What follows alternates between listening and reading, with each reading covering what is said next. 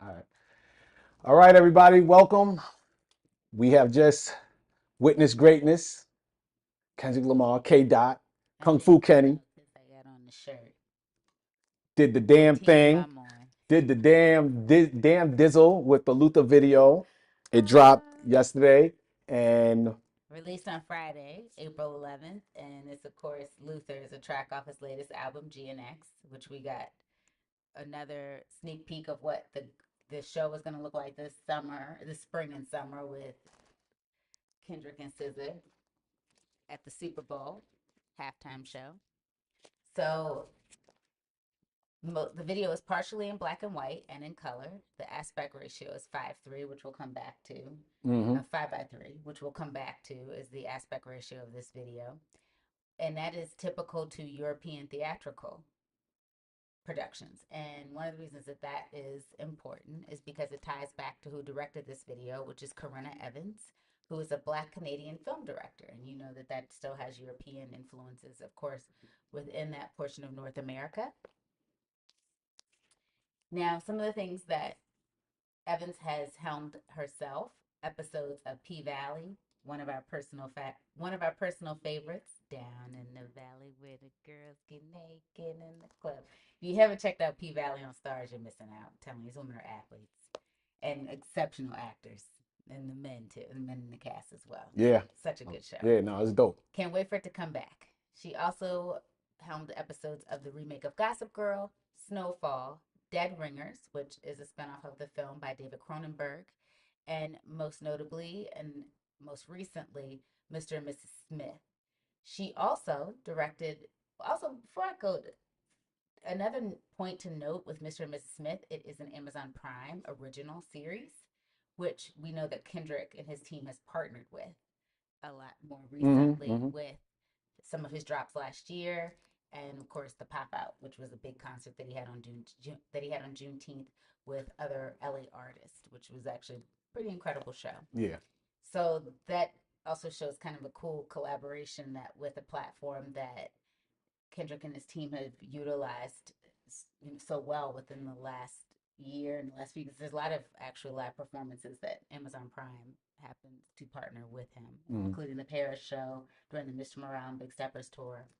And Evans also directed fellow Canadian artist videos for Drake. Yeah. So, what are your first thoughts when we first cracked open Luther? What did you think when you saw the video? I mean, I think it's no secret based on the shirt that I'm wearing that I am a fan. But going in, if I'm just going to be impartial and actually just go in and watch the video as someone viewing it, particularly being a TV producer and viewing it from that lens, especially because Evans has done mostly TV work like ourselves, I think that when you get a chance to just kind of step outside of what you do, and that's the cool part of music videos, is you kind of get to really do. I think that's when you really get to be in your bag as an artist, because you kind of get to step out of the realm sometimes of the parameters that are put on you within the TV aspect or within even streaming platforms, like whatever your platform is that you have to work within.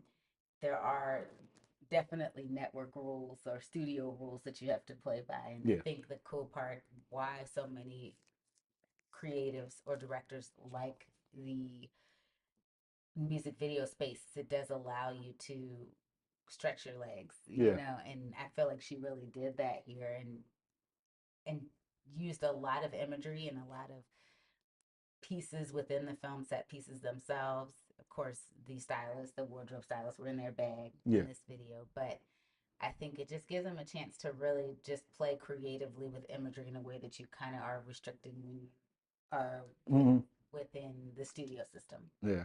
So that's what I like. What about yourself?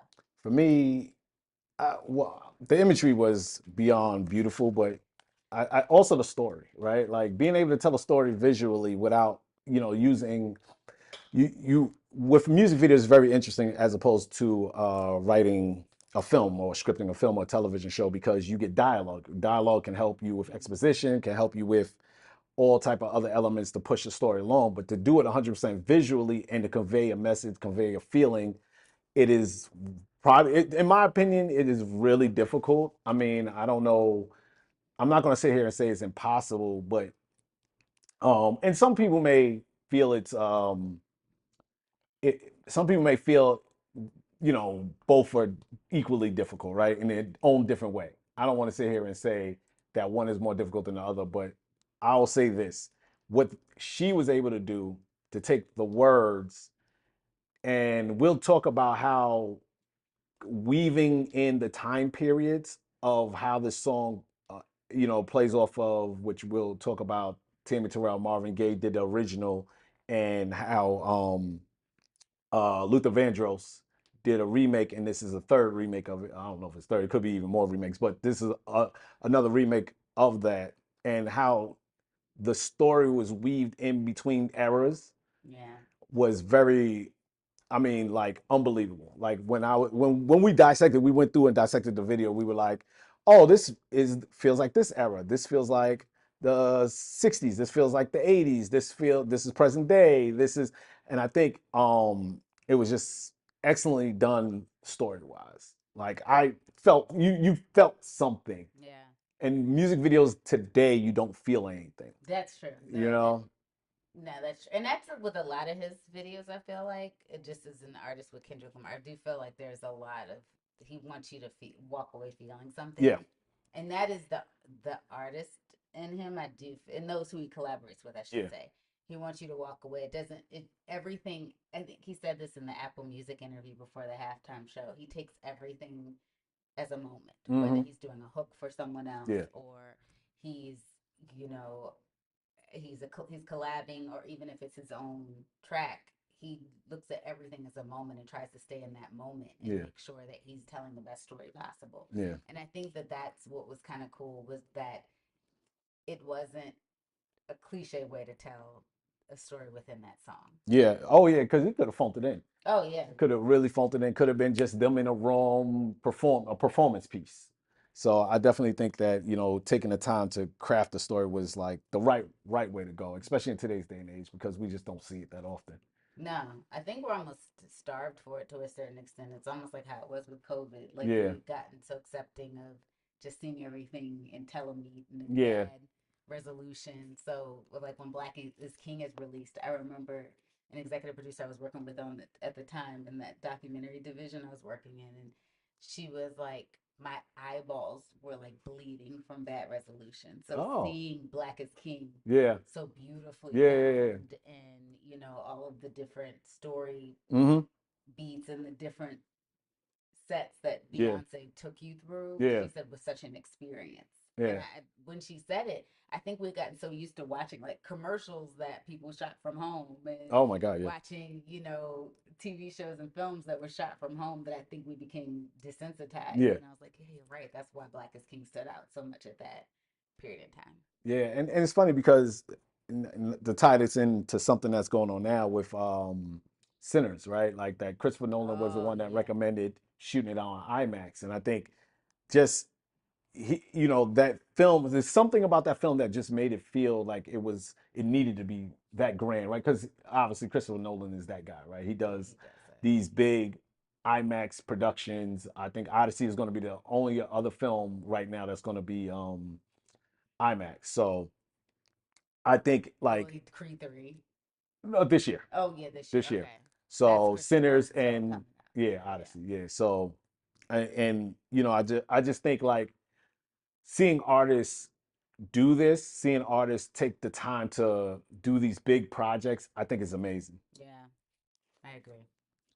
So let's just jump in to like some of the shots and some of the things that we really stood out to us as Mm. people in production, people in film. We're gonna stay away from the beef. We're gonna stay away from anything of that nature. We're gonna It's strictly just appreciating artistry we're gonna appreciate the art that we get to work in that we every get to day. work in. So, all right. So the first thing we're gonna check out is the opening shot, which, you know, Yeah. Okay, so it was cool. Rell knows this. I'm a sucker for a rack focus. I can actually remember the time that first time I saw a DP do a rack focus when I was on location for a series, and I was just it was. I know that's so it seems so simplistic, but it's just to me it and half the time rack focus sometimes is like a DP on location is trying Mhm. to basically check all of their settings and make Yeah. sure that they're getting the best shot Yeah. when you actually say action. Like Hmm. that is really what half the time rack focuses or something they're doing as they're playing with their camera settings. Yeah. But when they do get a chance to do it and like DPs get to play, I just think it's so cool. But for this, what we were saying was that Rell and I were saying we were watching it, how they were in, even though they were in the foreground and they were out of focus, and then the building itself was in the background and it was in focus, it was like bringing them, you're actually bringing the viewer when they Mm. come into focus, when the shot rack focuses, you're bringing the viewer in focus into their relationship. Yeah. No, and I mean, I felt the same way. Like, well, when you first said it, when you said that the rack focus was bringing people, like bringing the how'd you frame it, phrase it? Because you said it so elegantly. I said you're bringing them into. I don't remember, man. Did I write it down? I think I wrote it down. Let me see. Well, no, I said that about the second shot. I just think you're bringing the audience into focus into who Yeah, the couple the and couple itself. Like it's you're actually what I think is cool is that if you're watching this, say if you're watching this on the street, and that's what I like about this, yeah, you're not. They could just be a couple you're seeing on the elevator in a building. yeah, But when you readjust your eye, you're actually seeing a couple having a romantic moment. yeah.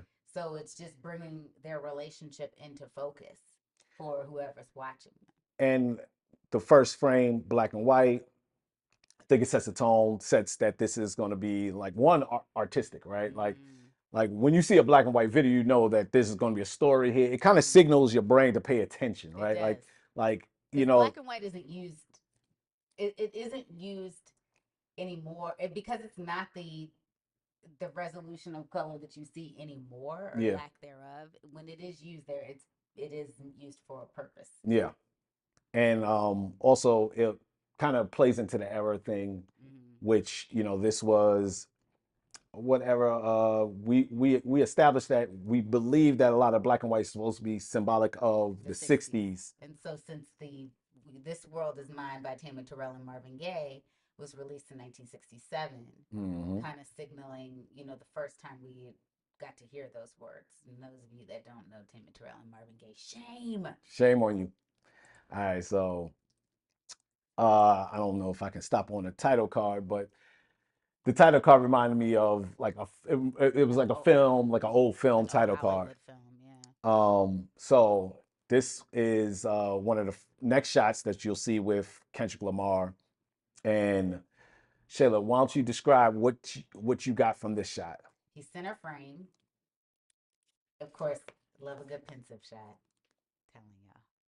And I see if someone, I just think it's, to me, it really does speak to who a person is as an actor. Chiwetel Ejiofor, 12 Years a Slave, when he's wondering, is he going to get rescued off of that plantation? Are they going to bring his papers to prove he's a freed man? So good.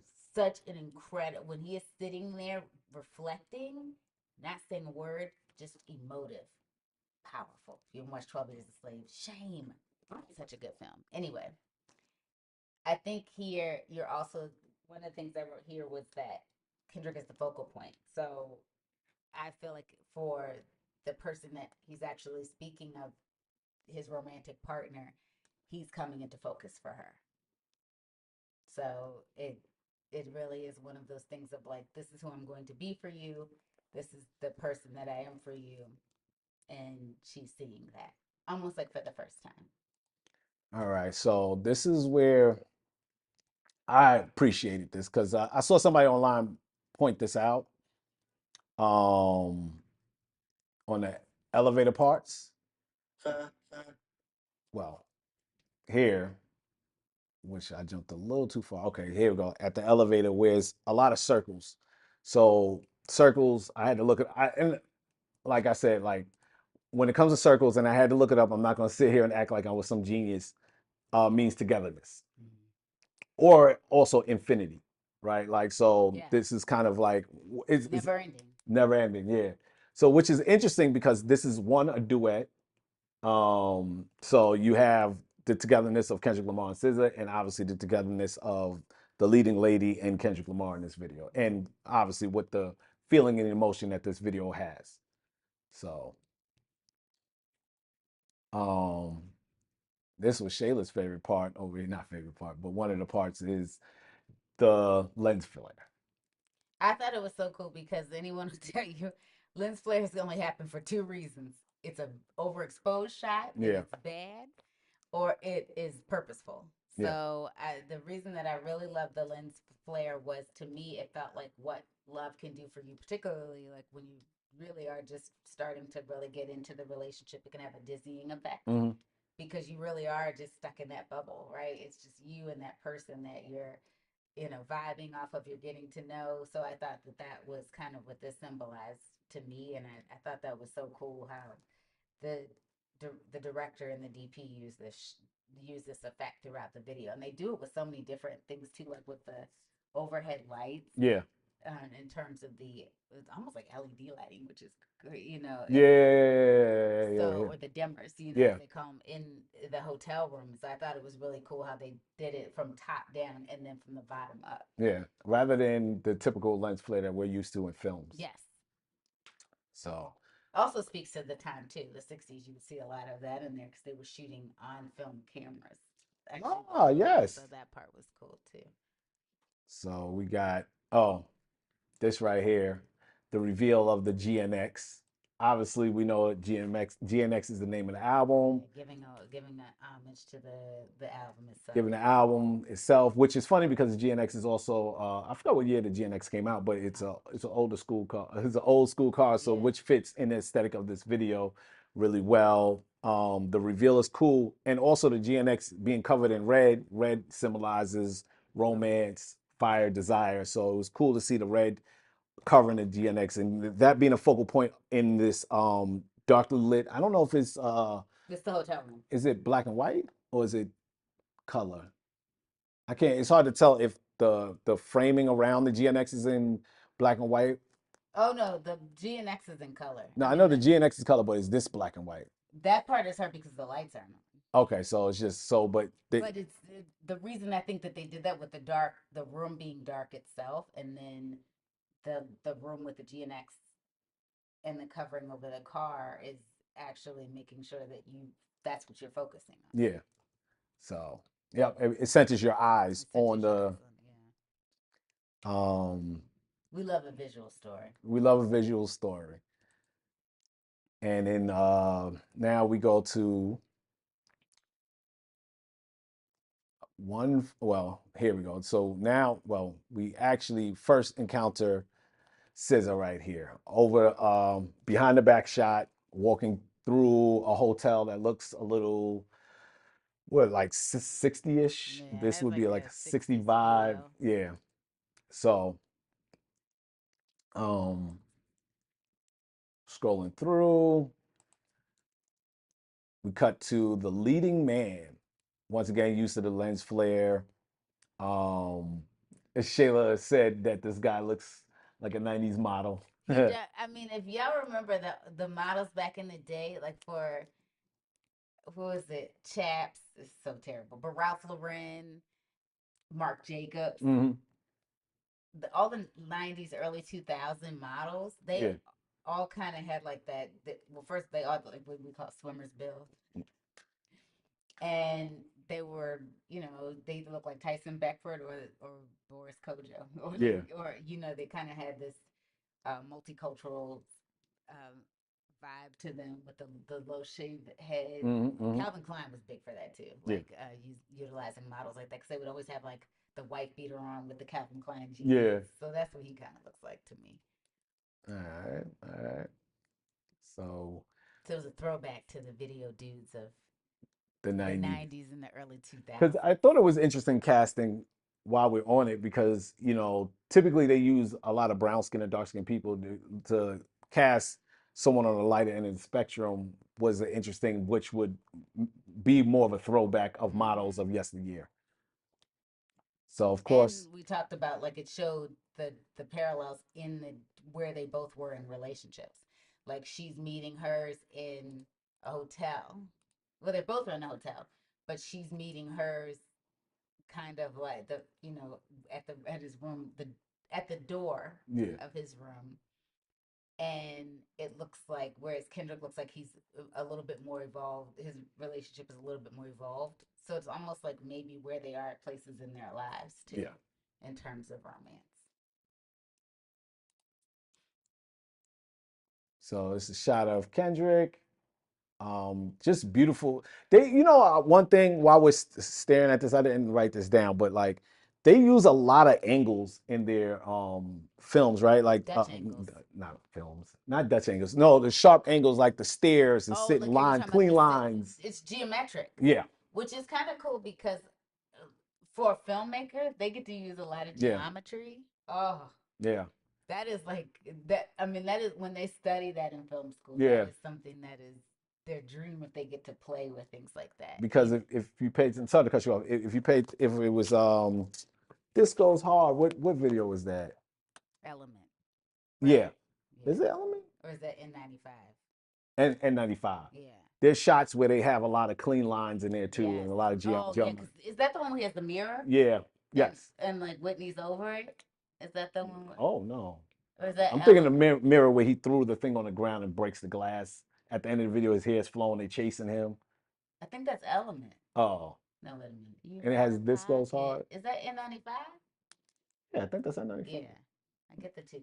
Yes, it is N95. Yeah, and they have clean lines in there too. So that's kind of their aesthetic as well. Um, all right, here's Shayla's favorite part: coming down the elevator. So, so well, this is one of the first time they go down the elevator. So it has a lot of closeness. Actually, the elevator that I'm talking about will be later. Yeah, the one you're talking. A lot of romance here. Get The you a nice braids full is body. together. You get. That braid, I'm telling you, the braidologist was in her bag. Actually, the hairstylist in general on this one. Yeah. No, no, definitely did a thing. Here you got cool shots, her sitting on top. Kind of that feeling sitting on top of the world feeling. Yeah, You know what I but mean? you do feel in love. When you're in love. She's wearing red boots, red hair, romance. I think Mm-hmm. that's also one of the dynamics. And we'll talk a little bit later about this, her being more red based and him being more blue based. Yes. I think that was purposely done in this video. Um, just a cool shot. I mean, I'm sure there's a reason that they shot this. Almost look like a bus station type of thing. They kind of look like it does look like church pews to me, Oh, but the way, not so much a bus station, the way it looks is kind of like an old school lobby yeah. where they're like almost like they're waiting for their partners. You know what? That's a good one. Yeah, I would say that's probably what I'll take from this. I think waiting for their partners and also let me go back. Being at two different phases in their journey, right?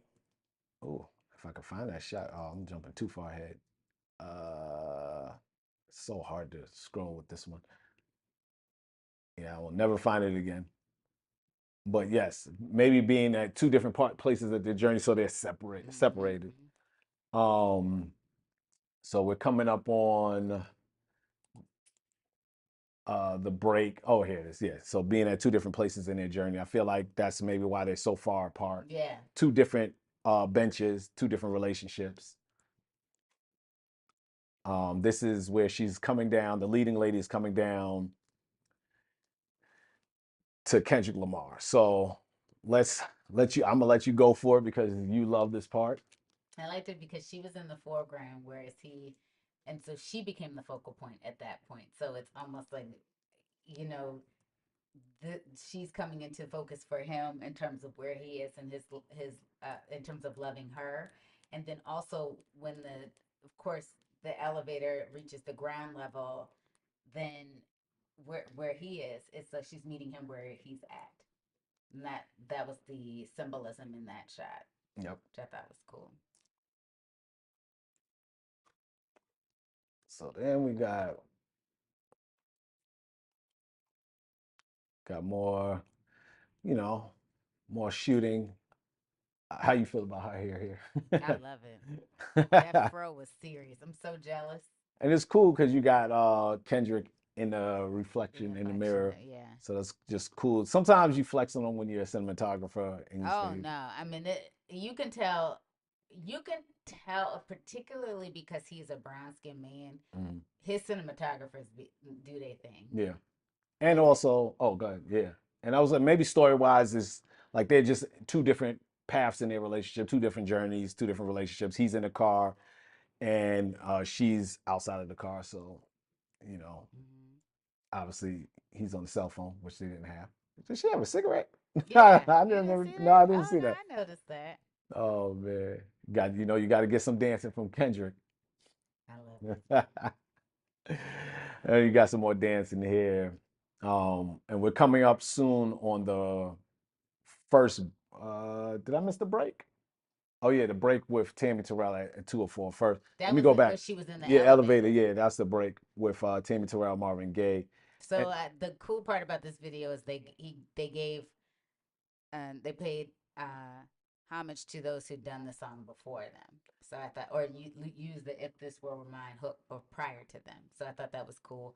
And when, of course, the leading lady, Kendra's leading lady in the video comes down in the elevator, they're playing Tammy Terrell and Marvin Gaye's version.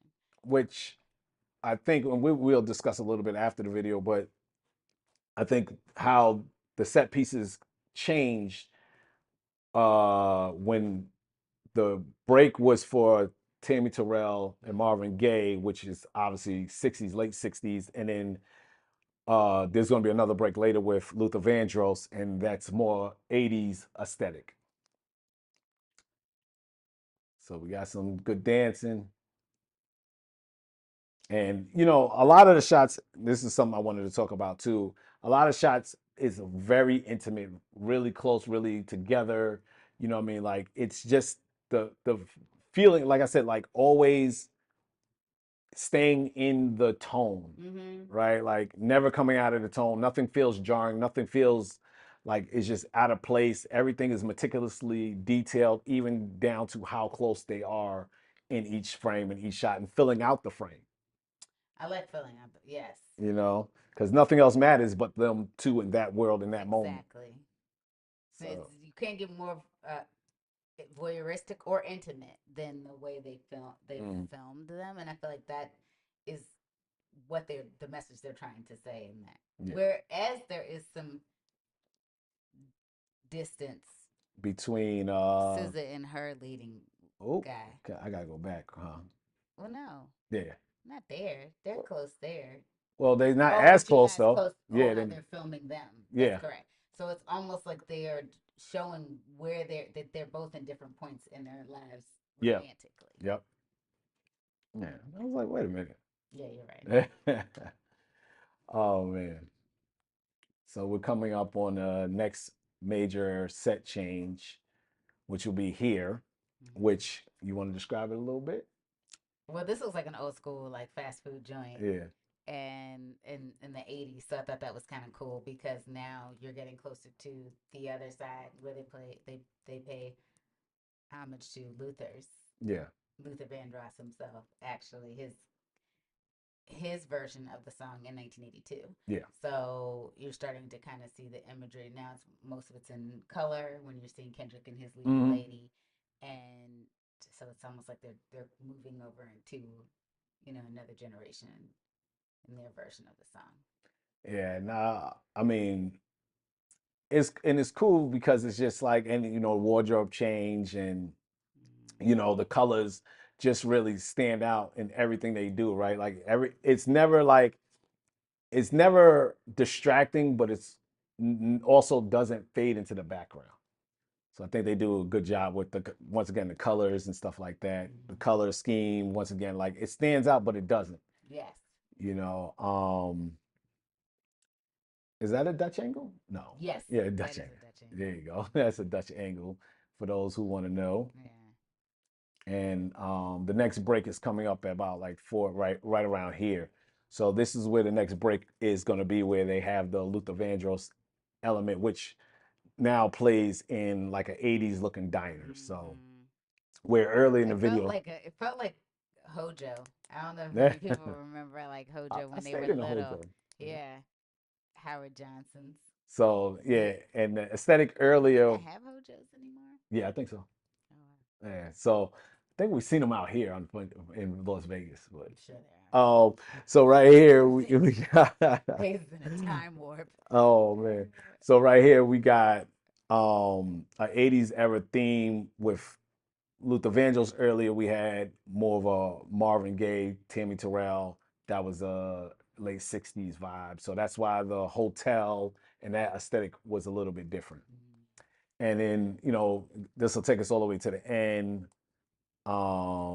Just more beautiful shot. This was just a beautiful moment with and it's interesting when you look at the relationship, and you touch on this several times at the different places that in the relationship, where when you're further along in a relationship, you just have a lot of moments like this, Yes. right? Where you're just there with your, you could be in a hojo or a Yeah. cheap diner. You could be somewhere, and you just enjoy the moment with each other. You don't need to be on top of each other. You don't need to be doing the damn thing. You could just be in the moment and touch each other's hands and just Right. be in love. Where you cut to them during the Luther Vandross, and it's gonna go down in a Yeah, few no, minutes. it is very interesting. Like I definitely, I, you know, I love how both individuals are very private about their love lives, which I appreciate. But it is, it's almost like they're signaling where they are in their personal Yeah, lives. Where it's kind of like, oh, we don't have to do all this. yeah, But then, since it's a little bit younger, so it's kind of like, yeah, when you first connect with that person, it is, I'm all up on you. yeah. And so I do like that they show those two dynamics by Hmm. the way that they're filming. And then even how she tends to shoot SZA in a lot of wides, where Kendrick's are a lot more medium wide close up, Hmm. or medium wide tights or close ups, where it's one of those things of like this, the intimacy is so deep between us that there's kind of nothing coming between us. Yeah, So I think that that is really, I wonder, and because like I said, that you look at the history of his videos, not a lot of things aren't done by mistake. yeah, That you wonder how much the director really had a chance to talk to them about. Well, how much do you want this to play to where you are in your own lives yeah. romantically? And also, when you brought up like the shooting of her and the wide, it also gives you a sense of the space. And their space is very empty, right? And it's like Yeah, where his is very full. very full. So Yeah. they're at different stages of their relationship where they haven't really, like, because like when you move in with somebody, when you live with somebody, trust me, y'all accumulate a lot of stuff. You have your life set up, you have the furniture and all that. But when you're like just starting out in a new relationship, things are a little empty, and it is a little bit like getting that fresh feel, right? Like, so that's why their space is a lot empty. You can kind of chart where the relationship is as compared to Kendrick Lamar and the leading ladies relationship. So, and just in general, this shot was amazing, and they that is not natural light. What they probably did was have big Yes. floodlights outside that shine into this to create this aesthetic. So, but yeah, and then they Yeah, because the love, only natural light they have is the overhead. yeah, And so they filtered all the rest of that lighting in, which was really cool. and they do this thing with ending their videos abruptly. I love it. Yeah, I love it. It's just it It's like, it in case you didn't know if the video wasn't over, yeah. now's the time to turn it off. and I do like that. and it's a weird thing because of his Kendrick Lamar's nonchalantness, It's kind of, become more nonchalant because his videos, even in Mr. Morale, were a little bit more animated. I feel like yeah, the beef videos all the way through G and X was like, yeah, I'm here. But again, signaling like maybe where he's at in his yeah, life, right? I don't know. It is funny to me because a comedian made that joke, right? It yeah, seems like you don't even want to be there in the yeah. videos, but it's still a passion. Yeah. And I was just going to jokingly say, like, maybe that's why he ends his videos like that. Like, I'll just end it here. I'm not even going to overthink it. Like, just nonchalant about it. But so let's just do like a little powwow of the overall the video. So, Right. what are some of your thoughts about their story in the video? How well was it executed? Did you know? Was there any elements that took away, should have been added, anything like that, or just your general thoughts about the story? I thought that the story, I thought in terms of how they were telling the story visually, like you said, it is videos are hard because your story's in the song. So, and it's interesting because I don't know how many people at home agree with me on this, but like if you are watching a video that doesn't, you know, it kind of takes you out of the song, so Yeah. to speak. 90s and early 2000s videos were good for this. Like if I remember it was one video, I cannot remember who the group is now, but the song was hit. Like it was an R&B track too. Oh, everybody was playing that. Oh, the station was playing that song. That video came out. It was so bad. It Oh. changed the way people even heard the song anymore. Like I remember people Oh, actually you gotta saying that. find that I gotta video. remember what song it was. I Oh my god. cannot remember it now, but it was because I want to say it was a girl group. And when that song hit, everybody was like, and Well, they almost you really didn't even want to hear it when it came on the radio anymore. but what about the story about Lil Zane? Now that story is funny. Okay, so I don't know how many people were 112 fans, but do y'all remember that song, the one where they hired all the Atlantic dance that they'd hired a lot of dancers out of Atlanta, and when I say dancers, I mean yes, our girls that's getting it in the club, and because I can remember like the guys, the leading ladies with 112 themselves were looked like video vixens, right? From the 90s, Mm-hmm. but the ones that were on the pole Yeah. and like dancing on top of like the high rises that they had in the video were super athletic and did not maybe necessarily look like a traditional vixen. Well, because they were dancers from clubs in Atlanta. And I remember some friends and I were like just casually watching it. We were just like on a Saturday, just like hanging out in our apartment. And Lil Zane came through and was like, and I remember a friend of mine, Veronica, what we call her Ronnie, was like, "Oh, he like the little brother that came in and interrupted the session." And I don't think I can ever listen to that song. It was the one you can get it anywhere. I don't know if that's Mm-hmm. the I can't remember what the how that song went for all those that were Bad Boy fans. Yeah. What song that was, but that was like, oh my gosh, why can it? We can do it anywhere. That's what Yeah. it is. Anywhere. Okay, the name of the song is Anywhere from 112. If you ever watch that video, watch when Lil Zane come in the rap. Because as a bridge in the song on the radio, it's dope when Lil Zane comes in, right? I mean, it's a classic Puffy track. Puffy could do the darn thing. Forget what he does in his personal life. He could lay down a track Yeah. in the production team he works with.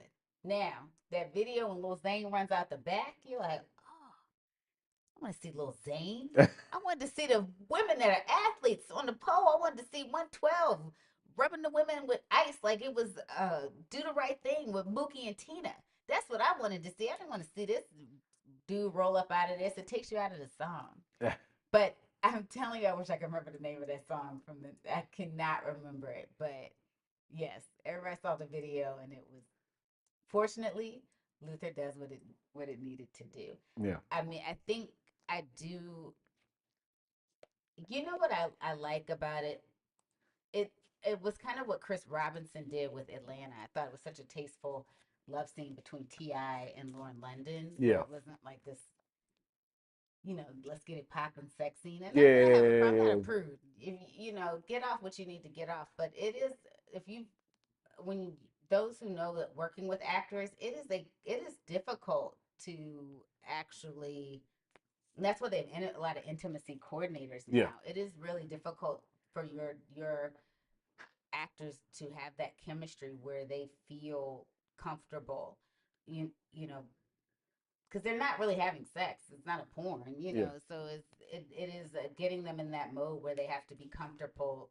Where they have to be comfortable and they're performing performing sex acts on camera is a very hard thing to ask them to do, particularly if they're not romantically involved with that person.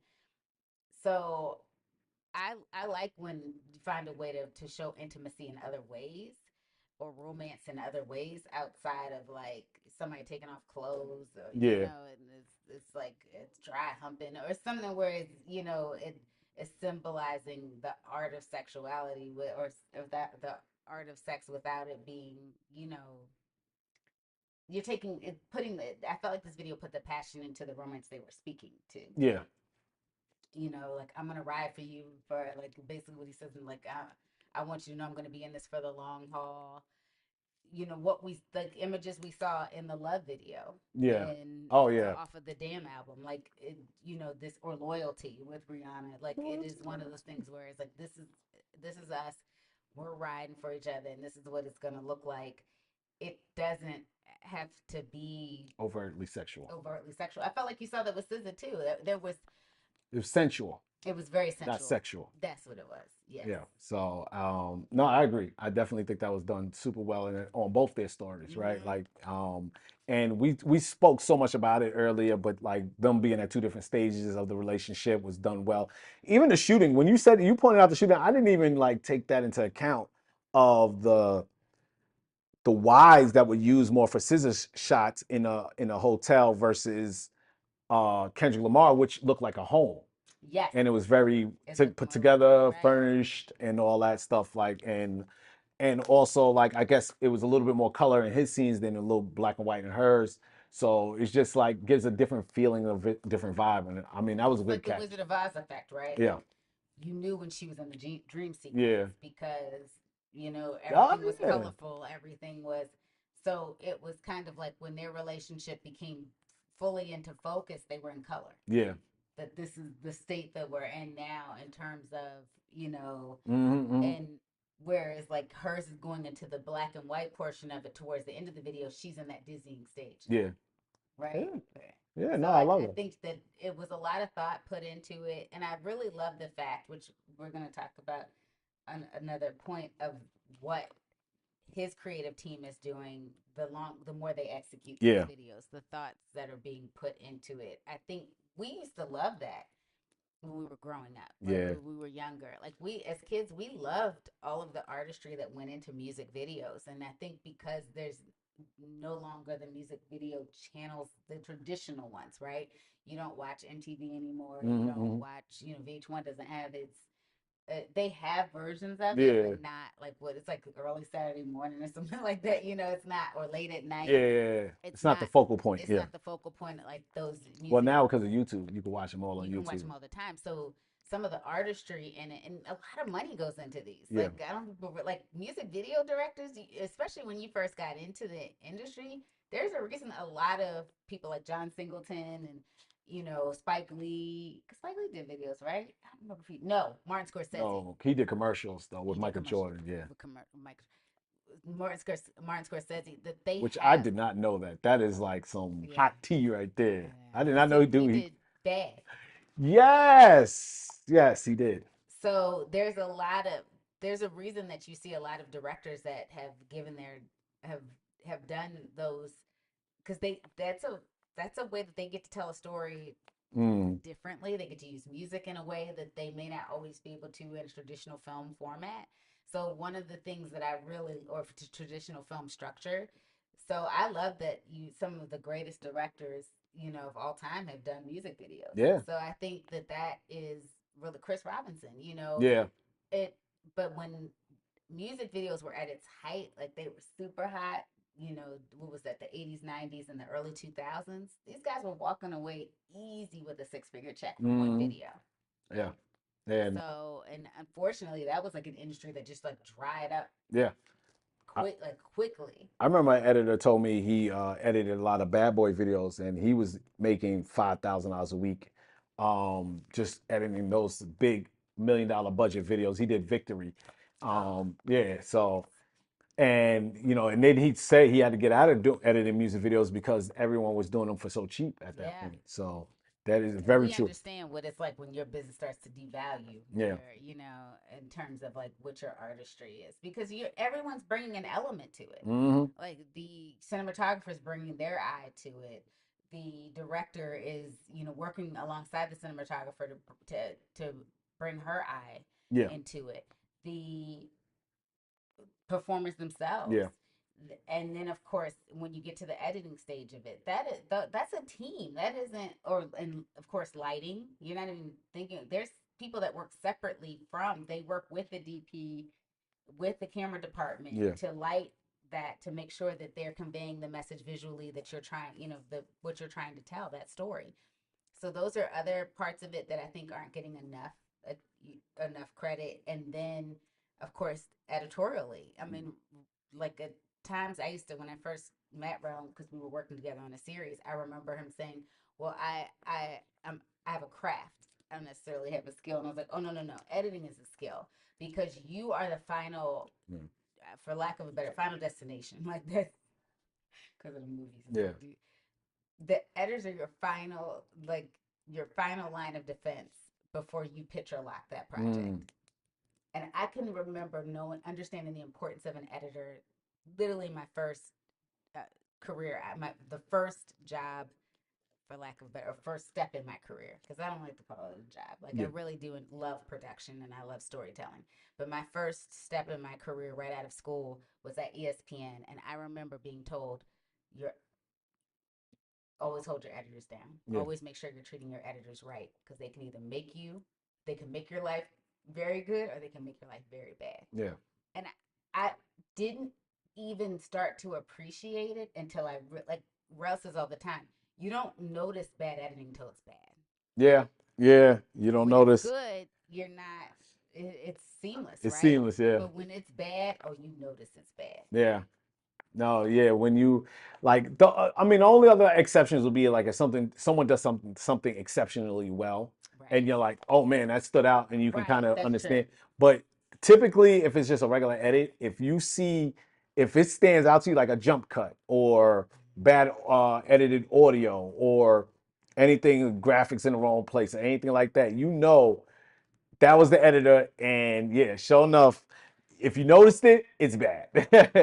So like especially reality shows, that's the best example because typically films, sometimes they have bad edits, but those are more story edits when you're like the story didn't make sense going from point A to point B, and typically what happens is the director will go in with the editor and they have their cut, and then a producer has their cut who has a totally different vision and makes a different version of that film, Mm-hmm. and they usually cut out story things that don't make sense. That ends up results in the film not making sense. So that's a little tidbit for y'all editorial stuff. Usually I don't get the He don't get the brag on my flex like he editor. wants I to. don't give the Go flex to ahead and give editing. him the flex. You know why? Because if you don't notice editing. That's true. But So there's that's a why I reason that don't. there's an Oscar for it.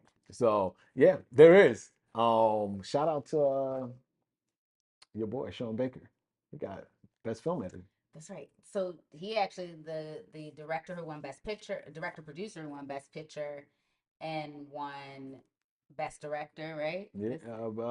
He Yes. won Best, and he won Best Editing. Yeah, I think he got three, right? Mm-hmm. Yep. Three for Nora.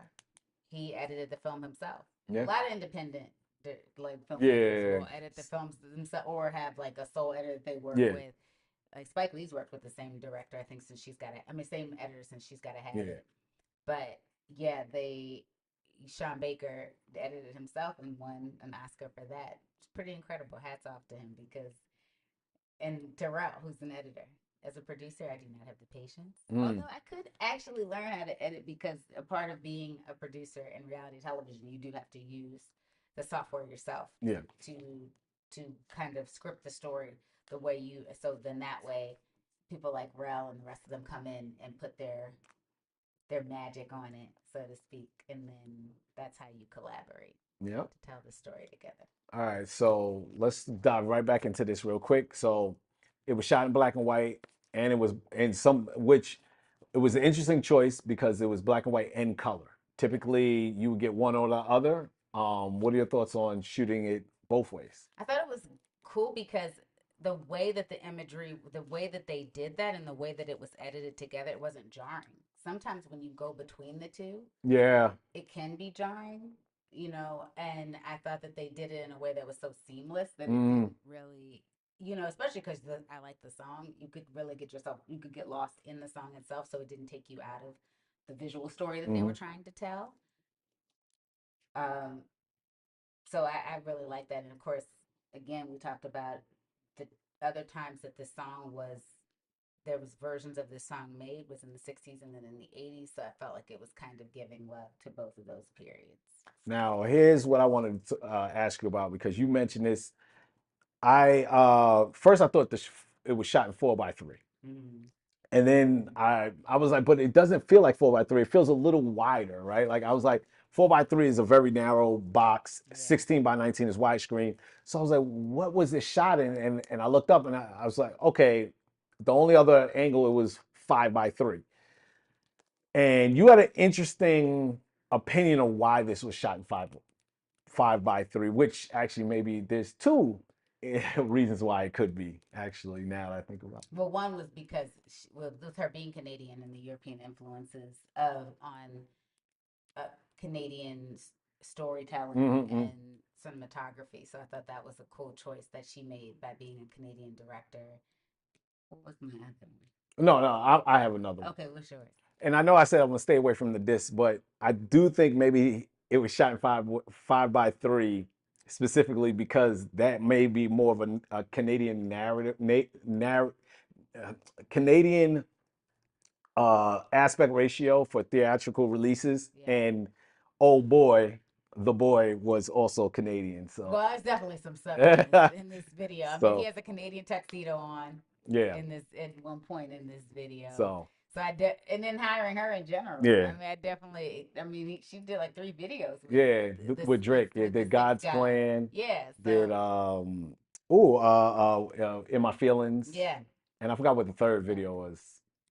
time's up or No, something. it was something. You don't So have like so time's yeah, up he did yet. three of his videos and three two SZA videos I think previously. So Yeah. so it's interesting to use the aspect ratio of 5:3. So we'll just go through these the set pieces and set design. How did you feel about that? Did you feel it nailed the tone and the emotion right to set the scene? I did. I feel like it really. I think the thing I like overall with it was that we really were getting a peek into two relationships. Yeah. So I thought that was kind of cool. It's kind of a voyeuristic way of Yeah. kind of documenting a moment in time in two relationships. So I felt like that was cool, and the way that they did that. I thought the set pieces were but I always feel like his set pieces are very Oh my God. interesting. You you can almost kind of tell like the influences on him artistically, not just based on some of the music that is the instrumentals that are used on his tracks. Clearly, he does have an old soul, and he's not. Mm, It's funny because we were listening to Tribe the other day, and we were talking about how, especially with you being from Queens, how Tribe has had a lot of jazz yeah. influence in their instrumentals for their tracks. And whereas with him, you see a lot of Motown, you see a lot of, uh, you know, a lot of Chicago groups, which is heavy jazz. Yeah. And, of course, you get the West Coast influence. We know, of course, him being a native of Compton, you get those West Coast beats. But and that's the consistent collaborators that he works with, Mm, and with Dre being one of them, that was shown in even in conversations Dre's had, and then of course in the Straight Outta Compton film, how he was influenced yeah. by music. I guess you could say, what was it, the sound of a generation? Mm-hmm. Mm-hmm. So I feel like I do really appreciate. So clearly, the set pieces that were chosen feel like have almost like an endearing, uh, and they're symbolic to Yeah. him. Like the old school hotel room, Yeah. the it in terms of like the 60s style set pieces that were used. And for any of you guys know about production design or anything like that, I just, like we said, they don't do anything by happenstance. Yeah. They're very big on creating specifically for in terms of the videos they do. So I thought that that was very specific. It I do think too with the okay, I'm sorry. I kind of was going, but I don't remember what I was going to say next. Well, was there any specific set piece that came to mind that you wanted to talk about? Any set design? Like we talked about scissors Being emptier than being this. empty. I mean, all the set design is actually dated too. Like a lot of It the is very furniture is dated. dated. Like there's nothing really modern in It was any of almost the. like an old school R&B video. Yeah, Like old school R&B would have these like set, pieces where yeah, they'd either be at a bar, or a hotel room, yeah. or a bedroom, or they would be. I'm trying to think like other places that they would be because I'm maybe they'd be out where they met the person, Mm, right? So it was like old school R&B videos when they told a story. They literally took you through the journey of that song. yeah. Like, okay, I met you here, then you might see where they met them, then you might see the montage of the love story, and then you might see where they end by the end of the song. So I kind of felt like that was what this video kind of took you through Mm, in the terms of the pacing, which was cool. yeah. Oh, speaking of pacing, how do you feel the video was paced? I actually like the way they Yeah. made. What about you? Because Very slow and deliberate, and I loved it. Yeah. yes, No quick cuts. no, yes, I think if they had done that, I would. Yeah, It yeah. definitely would. It definitely would have made the the juxtaposition of going between the black and white and the color Hmm. would have been, Too jarring. Yeah, yeah, too jarring. Yeah, I think they let you sit in the moment yes, and feel it, and that's what this invokes feeling. So like letting them sit in the moment, sit as long and play as an editor, right? Like this is where I could talk about editing and letting you sit in the moment as long as possible before you cut out, yeah, and but not lingering too long where it's just uncomfortable or you get bored. right, So it's right, finding that right sweet spot before you cut out in the scene and before you start the next scene. So I think their editor, or if the director edited or if she works with an editor, did a phenomenal job yeah. with this video. Lastly, that I got, and I want to hear a couple of more of your thoughts. I have a couple of questions in the back of my head. Wardrobe. Some of the colors that stood out to me was brown, blue, and red. So brown, I got warmth and stability. I had to look that up. That's the mood. So that was pretty much what Kendrick Lamar That was the was color the scheme that he was scheme in in, the yeah, rooms, and and I even what he and his leading lady wore. wore. So it was, and which would resemble where they're at in their relationship too, Mm-hmm. right? He wore a lot of blue, which is calming, which he typically wears a lot of blue because I guess it just reflects his calming personality. Mm-hmm. I'm wearing Mm-hmm. blue, calming personality. She's wearing a little bit of red. So you can tell our personalities. So, which also scissors. Scissors had red hair, she had red boots, Mm-hmm. typically means romance, passionate, which was reflective in her scenes and Yeah. the type of relationship she's in versus the relationship that Kendrick Lamar was in. So I think, but you now that we got those things out, you as a fashion lover, how did you feel about the fashion in the video? I actually really liked it. I mean, I think he's really in his like fashion era right now Mm, because he gets to really kind of play with a lot of different things. And and everybody was like riding him about those jeans yeah, at the Super Bowl. I love a flare. Like, I mean, I remember when, but I had parents that wore flare jeans. yeah, During yeah, that era, and then of course they came back in the 2000s. So, if you had a chance to wear a pair of flares, those were cool. And then now they're coming back again full circle. But my mom always says, because that is why I fell in love with fashion in the first place. My mom would always say like it's always gonna come back around. yeah. So I think the thing that's kind of cool too is because he's doing a lot of different things, huge belt buckles with decoration, Hmm. Hmm. right? Like you said, he's always kind of marched to the beat of his own drum when it comes to fashion. He wasn't he kind of started off as a traditional rapper, wearing chains, wearing the rings, things like that, and that wearing polo. Hmm. Now Hmm. he's really like not that guy anymore, and I think you're seeing that goes with the evolution of his music. Yeah. So I like that. I feel like SZA's always kind of expressed herself differently. You've never really seen her wear Yeah, one yeah, yeah. Oh, yeah, yeah, yeah. thing. So it just spoke to who both of them She got her are. own style. She Yeah. definitely has her own style, which I like. It it is one of those things with, and I guess it's always been that way. I guess I just really never paid attention to it like that because I grew up very much in a preppy household where it was like the sharp collars and the traditional, like what was called your staple pieces is like how our parents built our wardrobe. Hmm. So it was like I was wearing the khakis, I was wearing the polo shirts, I was wearing loafers. It's so funny, like what is considered quiet luxury now is like what we wore our entire lives. It's like Yeah. wool crew neck sweaters, you appreciate cashmere young and things like that. It's funny, I don't wear it as much all the time now because we work in post production from home. So I'm typically in a hoodie and in a t-shirt, but I do still appreciate getting dressed up, putting on,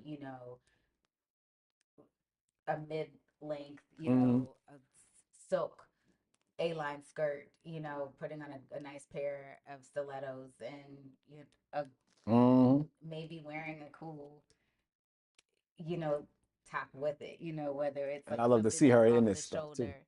So I do, especially the stilettos. Keep those on. and carrying like a cute beaded clutch, so or a beaded mini bag or something like that. So I do still appreciate what fashion is. It's just when you work from home, you get so used to it. And we've done it since COVID. Mm. And so we've been working from home since then. So it is always hard for me when it's time to, like the other day I had to put on clothes and I was like, what am I gonna put on? Because I just really am typically in either leggings and a t-shirt and a hoodie or sweatpants. So I definitely appreciate people that get to play with fashion in their job because, and Rell will tell you when he met me, oh my gosh, I used every day as a day to dress up. Like it was, even though we were in a production facility, a post production facility every day. Of course, when I met him, we were living in New York at the time, so Mm. Sorry. I still, New York is fashion. So Yeah. you got a chance to, of course, you want to flex. You going out, you know Yeah, what I'm yeah, saying? You yeah. want to show what drip you got. So it's kind of like that was a dream. Oh my gosh. I can't even tell you. I don't even almost to that stuff anymore because it's a waste of time to really put on all that when you work from home. But I like when I get a call for an in-person meeting, it's like, oh, to put on clothes. But I definitely appreciate how they get to play with fashion. Yeah. I To me, because even if I was SZA's age, I definitely didn't. I wouldn't wear what she wore, Yeah. but I've never been that expressive. Like I remember I tried to wear something from the Rainbow Store one time. Any of y'all know Not the about the Rainbow Rainbow? Store. Yes, the Rainbow Store.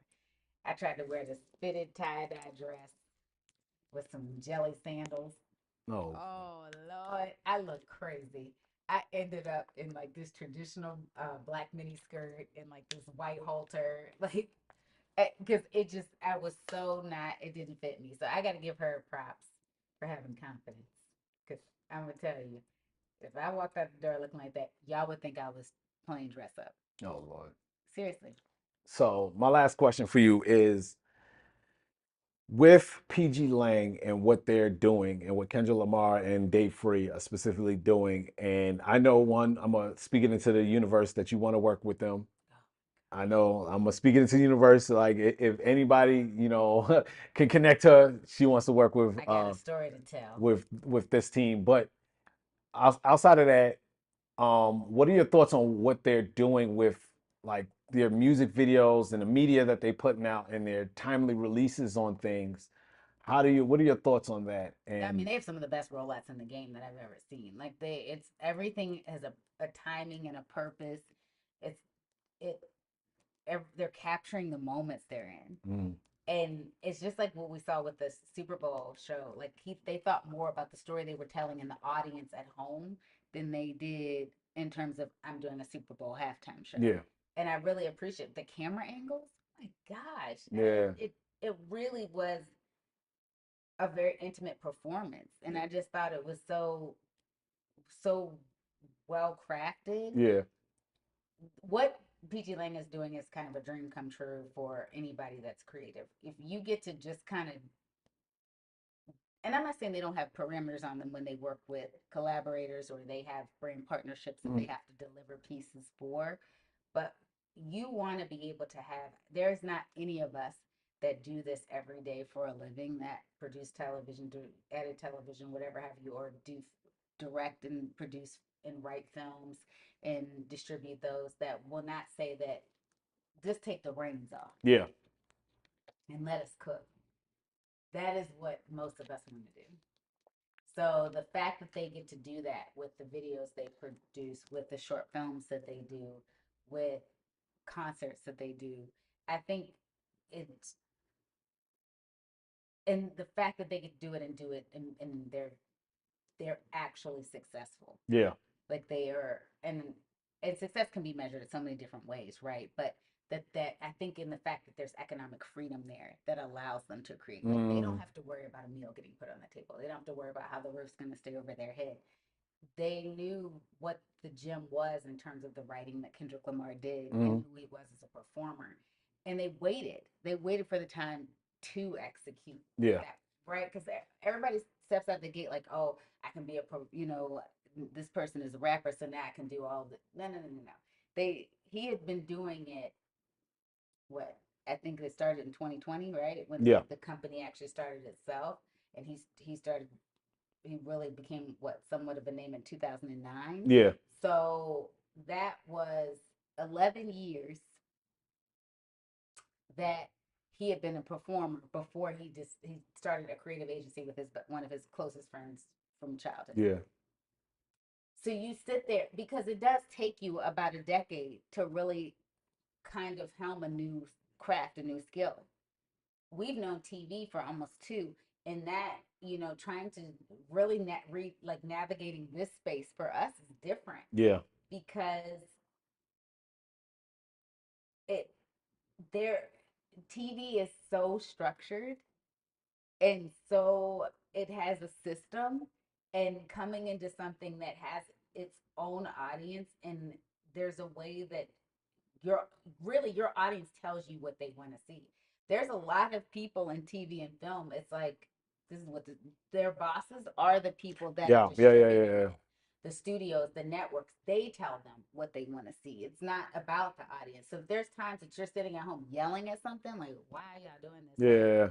That's because someone else is telling them, "Okay, but this is what the story should be."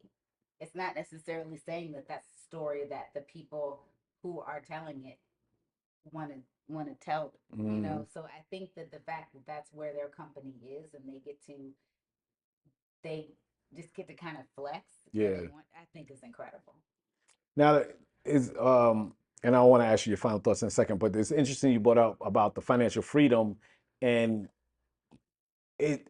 No offense to someone like The Rock, right? Like no offense to him, but he has financial freedom, but he tends to do the same movies over and over and over, right? And it's something about being also an artist and a creator, right? It's not just the financial freedom because, even if you don't have a lot of finances, you could still be free to express your art in different ways. And I think you have to find ways to do it. Now, Yeah. there are times you have to pay bills. I'm not going to ignore that. I'm not going to like just be insensitive to paying bills, but when you should still take time out as an artist to figure out how to craft something that you're really interested in Mm-hmm. or create a system where you can express yourself because these brothers, I mean, I'm sure they, when they were even a little bit had a little bit less money, they still were doing creative work, right? Some of his rap albums, right? If you think about his early albums, Oh, they definitely felt like old school albums. They yeah, told stories like old school rap albums used to tell, like yeah,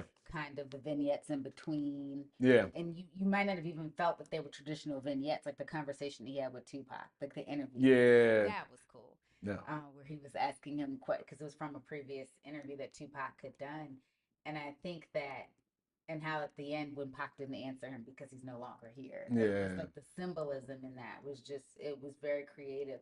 I think because that those of us that remember like old school hip hop albums, it was so cool, like how they would take you on a journey with sketches in between, You know, it's kind of everything we see on social media now. It's just you heard everything in your Yeah. ear, right? And I just think that, I mean, even some of the things he does off the top of his videos, like how everybody wanted the Squabble Up verse Hmm. to be a full song, Yeah, yeah, yeah. and he used it at the top As a of the teaser. Not Yeah. Like Us as a teaser, and or like almost like a cold open, or Yeah. you know, an opening sequence.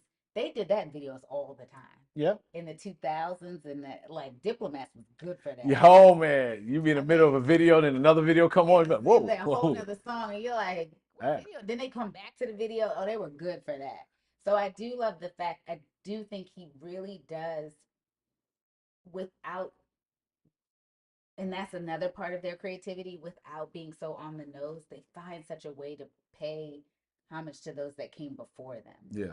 And I just think that that's so cool because it doesn't have to be so overt Yeah, yeah, when yeah. you're doing it. It's just like, you know how people give credit to other rappers, like, well, he shouted this one out and he shouted this person out, but like he and his team find a way to do it that's, it's so classy, you Yeah. know, like just like how he gave credit to, you know, gave props to Tammy Terrell, Marvin Gaye, and Luther, and didn't have to, you know, Luther Vandross. I'm so used to this Yeah. Lufa. because if you know, like, if you grew up in a house where your parents listened to Luther, you know that they never call him Luther Vandross.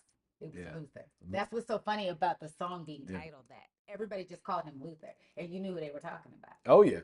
So I do think that that is so cool how they do that, Yeah. you know. And I think that I mean, you talked about it a lot too in that Apple Music interview before the Super Bowl, how he's now able with PG Lang to, it is surreal to have 30 some employees, you know. I think they're I guess for lack of a better term, C-suite is a good five or Yeah. so people.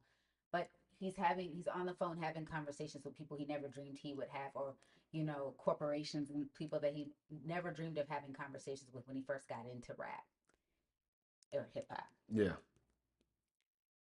And that's, as a creative, we can all sit up here. We love telling stories. We love the one of the reasons we even picked this career was because I remember my parents told me, find something you love to do so much that you would do it for free.